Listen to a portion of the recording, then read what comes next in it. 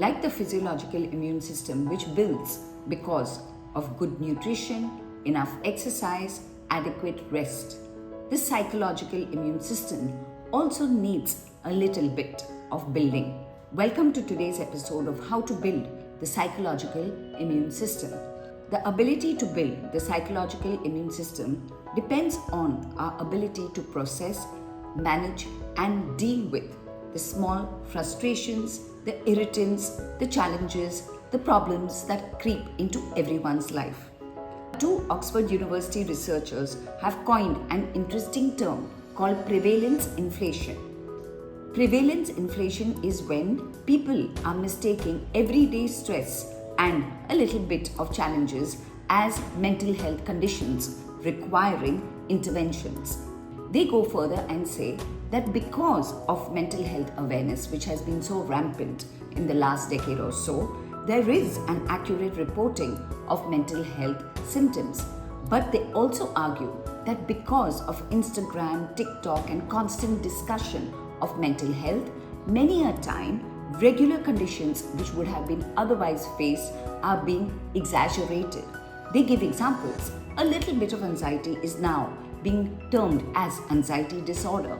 And they say this constant talking of mental health is leading people to actually believe that they are mentally unhealthy, and it becomes a self-fulfilling prophecy.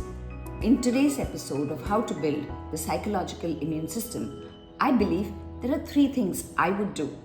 Number one, as a parent, I would not use immunosuppression.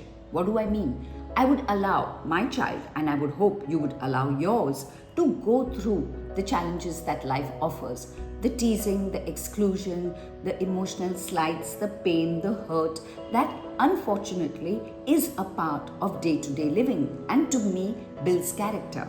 Trying to constantly mollycoddle them, solve for problems, iron out their difficulties does not lead to building any emotional muscle. Two, I think the paranoia that exists today in the world doesn't allow our children to do normal childhood things. Normal play, unstructured, unsupervised, a time that children spend on the playground with their neighbors are all being taken away because of the concept of constantly wanting our children to be safe. Three, the concepts of microaggression, safe spaces, etc. need to be diminished, and sometimes constantly wanting to be politically correct so that people are not offended needs to also go down a notch. Why do I say that? Because we are constantly looking to exaggerate and embellish and exacerbate normal day-to-day things which possibly in the past we would have overlooked.